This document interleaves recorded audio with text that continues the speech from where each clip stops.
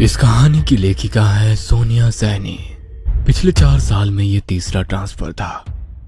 पापा के साथ हम 4 भाई बहन और माँ भी बार बार इस तरह सामान लेकर यहाँ से वहाँ भागते परेशान हो चुके थे। सबसे ज्यादा दिक्कत आती थी बार बार स्कूल बदलने में, नया माहौल, नए लोग। जब तक हम थोड़ा संतुलित हो पाते, पापा एक नई जगह जाने का आदेश सुना देते। इस बार पापा का तबादला शहर से दूर एक छोटी सी पहाड़ी पर बसे गांव में हुआ था।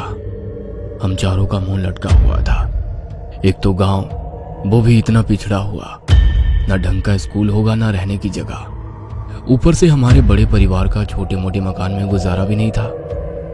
पापा ने बताया कि रहने के लिए डाक विभाग की ओर से एक पुराना बंगला तैयार कर दिया गया है, कोई दिक्कत नहीं आएगी। भारी मन से हमने अपना शहर वाला मकान छोड़ा और पहाड़ी के लिए निकल पड़े। हम 4 भाई बहनों में सबसे बड़ा मैं, रवि, फिर मुझसे छोटा सचिन, फिर हमारी 2 छोटी बहनें, एक विनी जो 14 साल की थी और सबसे छोटी सोनी थी। विनी चारों भाई बहनों में सबसे ज्यादा चंचल और खिलंदा स्वभाव की थी। हर समय हंसना, मुस्कुराना, खेलना, कूदना, सबको परेशान करना, यही उसकी दिनचर्या थी। हम नए बंगले में पहुंच चुके थे। बंगला हमारे अंदाजे से कहीं गुना बड़ा था। बंगले का एक भाग हमारे रहने के लिए साफ किया गया था। बाकी लगभग आधे भाग में कहीं ताले जड़े थे तो कहीं भयंकर टूट फूट मची थी। कहीं कहीं दरवाजे पर सांकल लगाकर छोड़ा गया था। हम बंगले को घूम घूम कर देख ही रहे थे कि एक बूढ़ी महिला लाठी टिकाते आ गई। उन्होंने बताया कि उनके पुरखे भी इसी हवेली की देखरेख करते थे। वो अपने माता पिता की इकलौती संतान थी। शादी के कुछ समय बाद ही उसके पति का देहांत हो गया तो वो वापस अपने मायके आ गई और इसी हवेली की देखरेख करने लगी। माई लगभग 75 साल की बूढ़ी महिला थी। हमारे परिवार को देखकर उन्होंने मेरी दोनों छोटी चुलबुली बहनों के सर पर प्रेम से हाथ फेर कर कहा, अल्लाह हाफिज। आप मुस्लिम हैं? माँ ने कुछ अजीब से भाव चेहरे पर लाकर कहा, जी मैडम, एक बात का ख्याल रखिएगा, बच्चियां बंगले के दूसरे हिस्से में ना जाने पाए। बच्चियों से मतलब क्या है आपका? मेरा मतलब बच्चे या बड़े कोई भी बंगले के दूसरे भाग में ना जाने पाए। जितना हिस्सा साफ किया है उतना ही भाग इस्तेमाल में लाए, समझे? लेकिन क्यों? ऐसा क्या है वहाँ? कुछ नहीं, बस बरसों से खाली पड़ा है और अधिकतर हिस्सा टूटा फूटा है। कोई दुर्घटना ना हो जाए इसीलिए एहतियातन कह दिया बस। बाकी जैसा आप लोगों की मर्जी। वो अपनी लाठी टेक कर जाने लगी। आप इस बंगले में नहीं रहती हैं? माँ ने हैरानी से पूछा।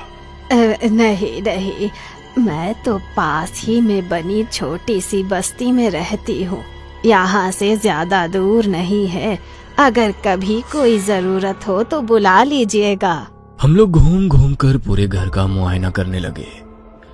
पापा और माँ घर का सामान सही करने में व्यस्त हो गए। इतनी बड़ी हवेली में तकरीबन 20 कमरे थे, जिसमें से लगभग 10 कमरे बंद थे, यह जर्जर हालत में थे।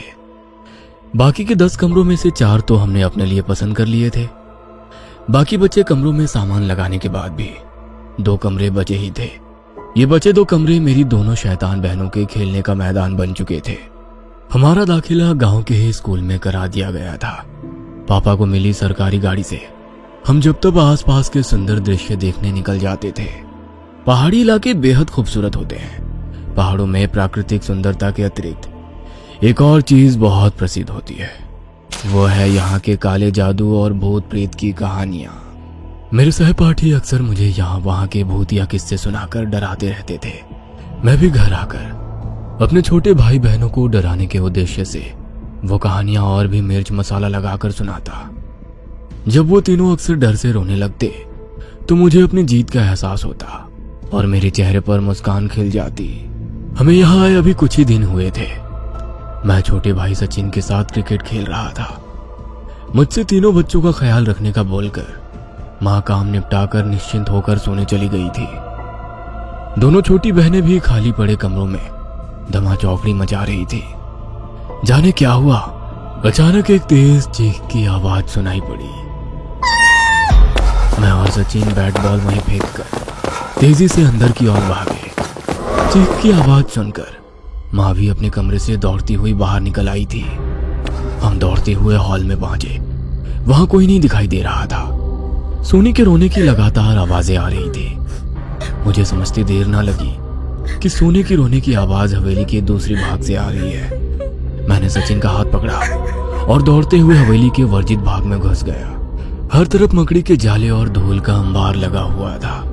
सामने देखा तो विनी नीचे बेहोश पड़ी थी और सोनी उसके पास खड़ी जोर जोर से रो रही थी।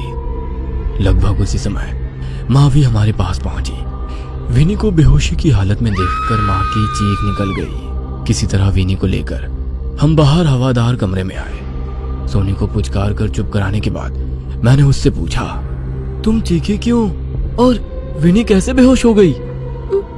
भैया मैं नहीं चीखी, मैं तो विनी को खोजती हुई बाहर हॉल में गई थी।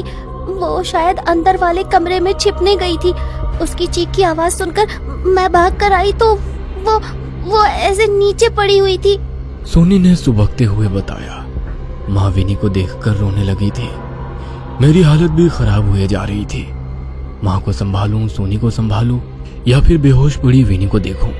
सचिन दौड़कर 2 गिलास पानी ले आया। एक गिलास माँ को थमाकर दूसरे से विनी के चेहरे पर छींटे मारे तो वो धीरे धीरे होश में आने लगी। विनी को कुशल मंगल देखकर माँ और सोनी का रोना थम गया था। माँ ने प्यार से विनी के सर पर हाथ रखकर पूछा, क्या हुआ बेटा, तुम बेहोश कैसे हो गई? वो माँ, मैं छिपने के लिए जगह ढूंढ रही थी। वहाँ उस कमरे के दरवाजे पर साकल बंद थी और उस पर रक्षा सूत्र बंधा हुआ था। मैंने उसे खोलकर कमरे में जैसे ही प्रवेश किया, वहाँ सब धुआं धुआं सा दिखने लगा। कुछ अजीब सी महक आ रही थी।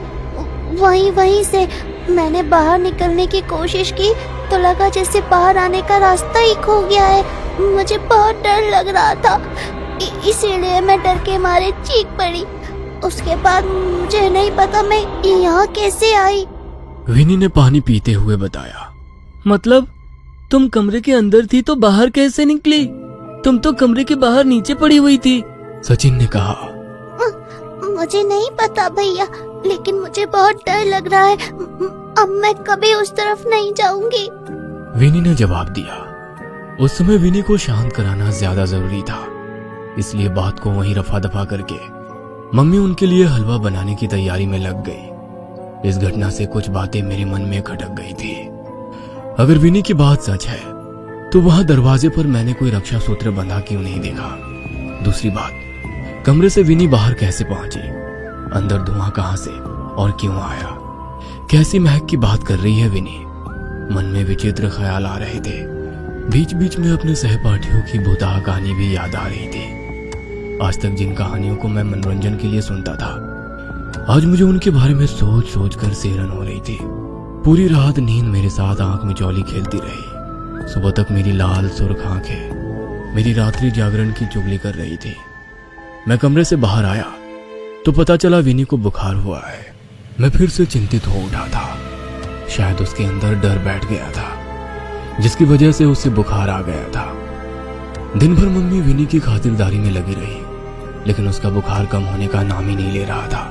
रात गहराते गहराते उसका बुखार सीमा से परे पहुंचने लगा था।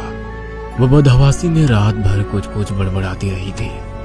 सुबह होते ही पापा की सरकारी गाड़ी में उसे अस्पताल ले जाया गया। अगले 3 दिन इसी तरह बुखार में तड़पते बीत गए। मम्मी पापा हॉस्पिटल में ही विनी के पास ही थे। आखिरकार चौथे दिन खबर मिली कि विनी की हालत में कुछ सुधार आया है। अगले 2 दिन और अस्पताल में बिताने के बाद विनी घर आ गई थी। विनी हम सबकी जान थी। उसके घर आने से हम सबके चेहरे की रौनक लौट आई थी। सब लोग धीरे धीरे सामान्य हो रहे थे, बस एक को छोड़कर। विनी अब पहले की तरह उछल कूद नहीं करती थी। अक्सर एक जगह पर गुमसुम सी बैठी रहती या हमें खेलते देखती रहती। पहले तो हमने इसे बीमारी की वजह से पैदा हुई चिड़चिड़ाहट और कमजोरी समझा, लेकिन यह सिलसिला अंतहीन हो गया। विनी अब कम ही बात करती थी। ज्यादातर समय वो अपने कमरे में ही बिताती थी। समय अपनी गति से आगे बढ़ रहा था। यही सब चलते चलते लगभग 6 महीने बीत गए थे। हम लोग बहुत कोशिश करते कि वो हमारे साथ खेले कूदे, मुस्कुराए, लेकिन उसके चेहरे पर कोई भाव ही नहीं आते थे। वो यूं ही भावहीन सी एकटक शून्य में ताकती रहती। ज्यादा जोर जबरदस्ती करने पर वो उठकर अपने कमरे में चली जाती और दरवाजा बंद कर लेती। माँ पापा उससे पूछ पूछ कर थक चुके थे कि आखिर क्या बात है, लेकिन उसकी तरफ से कोई जवाब नहीं मिलता था। फिर एक दिन पापा बहुत उत्साहित से होकर घर घुसे। पापा के हाथ में मिठाई का डिब्बा था। उत्साहित स्वर में उन्होंने दोनों छोटी बहनों को पुकारा और मिठाई का डिब्बा पकड़ा दिया। अरे मेरी पदोन्नति हो गई है, तनख्वाह भी बढ़ेगी और अगले 4 साल तक कहीं भागना भी नहीं पड़ेगा। पापा ने खुश होकर कहा। प्रमोशन की खबर ने हम सबके चेहरे पर मुस्कान ला दी थी। पापा विनी को मिठाई खिलाने लगे तो विनी पापा का हाथ झटक कर अंदर भाग गई। पापा के प्रमोशन होने के बाद अब घर में पैसों की कोई दिक्कत नहीं थी। नई पोस्ट पर पापा की अच्छी खासी ऊपरी कमाई होने लगी। घर का माहौल बदलने लगा था। सुंदर पर्दे, महंगे कपड़े, बढ़िया साजो सामान हमारे घर की रौनक बढ़ाने लगा था। सब कुछ हमारी उम्मीद से कहीं ज्यादा अच्छा चल रहा था। इतना कि कहीं ना कहीं इस चमक धमक में हम विनी के व्यवहार को नजरअंदाज करने लगे। धीरे धीरे साल बीतने को आया था। मेरी प्यारी सी चुलबुली बहन अब एक गंभीर सी लड़की बन गई थी। स्कूल में भी उसका प्रदर्शन खराब होता जा रहा था। किसी तरह समझाने बुझाने पर उसने परीक्षा तो दे दी, लेकिन अगले साल उसने स्कूल जाने से साफ मना कर दिया। 1 साल के भीतर ही उसकी शारीरिक और मानसिक स्थिति में बहुत परिवर्तन आ गया था। वो छोटी बच्ची अब एक परिपक्व सी लड़की नजर आने लगी थी। मेरा दाखिला भी कॉलेज में हो गया था। मैं देर रात तक जागकर अपने असाइनमेंट बनाता था। उस रोज रात में पढ़ते पढ़ते मैं काफी देर तक जाग रहा था। अचानक मुझे किसी के फुसफुसाकर बात करने की आवाज सुनाई पड़ी। आवाज मर्दानी थी। मैं कुछ शंकित सा हो उठा। धीमे धीमे सदे हुए कदमों से मैं हॉल में पहुंचा तो आभास हुआ कि आवाज विनी के कमरे से ही आ रही है। मैंने चुपके से झांक कर विनी के कमरे में देखा तो वो एक दीवार की ओर मुंह करके फुसफुसाते हुए कुछ बात कर रही थी।